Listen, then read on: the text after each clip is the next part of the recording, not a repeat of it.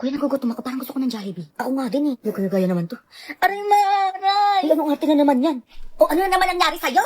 Ha? Inaano mo yung kapatid mo? Hoy, hindi ko inaano yan. Nananahimik ako dito, ma. Hindi inaano. Eh, ba't umiyak yan? Layo mo ko dyan, biglang umiyak. Ang sakit ng ngipin ko. Ay, naku, ano ba nangyari sa'yo? Oh, ito, uminom ka na pinamit. Masakit ipin do. Ay, kanina okay pa yan mo. Ay, naku, Junior, puro ka pa salita dyan. Ay, kung kumuha ka ng tubig doon, may nagawa ka pa. Aray, tinatagalan pa talaga yung tubig, oh. Ay, naku, binabagalan pa talaga. Yung tubig daw mo, yung kapatid mo dito. O, ito na nanginginig pa, oh. O, yan, inumin mo yan, ha. Sakit talaga, ma. O, sige na, bibila kita ng Jollibee para mawala yung sakit ng ngipin mo, ha. Hintayin mo ko dyan, anak. Sige, ma. Inggit ka. Sakit-sakitan lang para mabila ng Jollibee. Gagawin ko din yan. Anak, ito na yung Jollibee mo para mawala yung sakit ng ngipin mo. Ubusin mo yan, ha. Hala, ang dami naman neto, ma. Sa'yo lahat yan. Saan talaga pinayan? Aray! Ma, aray, ang sakit din ng ngipin ko, ma. Alam mo, hindi totoo yan. Ano ba sakitin yung ngipin mo? Diyos ko, ano ba nangyayari sa inyo? O, ito, bumili ka din. Ayun. Jollibee din sa akin, ma. Ano Jollibee? Hindi. Asin ang bilin mo. Ano, ma? Asin?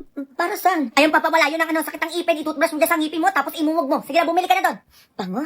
Ba't naman ganun? Pag sa pangit na yan, Jollibee sa akin, asin. Ay, naku, huwag mo na akong artihan pa. Sinasabi ko sa'yo, tsatamaan ka. Bumili ka na doon. Hoy, bumili ka na daw doon ng asin. Ito na.